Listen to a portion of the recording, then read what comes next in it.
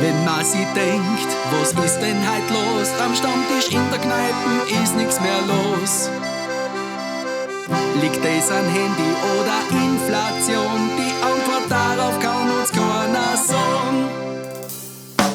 Da fragen wir uns, was machen wir dagegen? In welche Richtung müssen wir uns bewegen?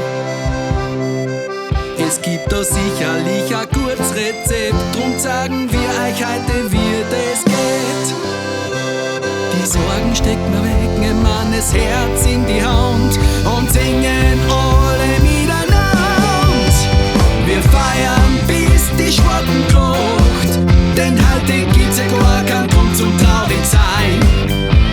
Wir feiern, bis die Schwarten kocht, denn heute sind alle miteinander live dabei.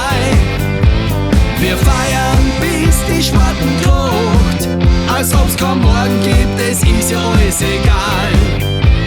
Wir feiern, bis die Schwarten kocht, so super drauf kann nur ein Party-People sein. Wo ist die Zeit, wo ist sie denn hin? Am Lauterfest die Massen stürmten dorthin. Der Bur hat's Madel noch zum Tanzen gebracht, ja für ein Busserl hat er alles gemacht. Drum machen wir's gleich, wie's damals noch war, ein gutes Schnapsal und ein Bier noch davor. Wir tanzen alle bis zum geht nicht mehr, weil feiern das ist überhaupt nicht schwer.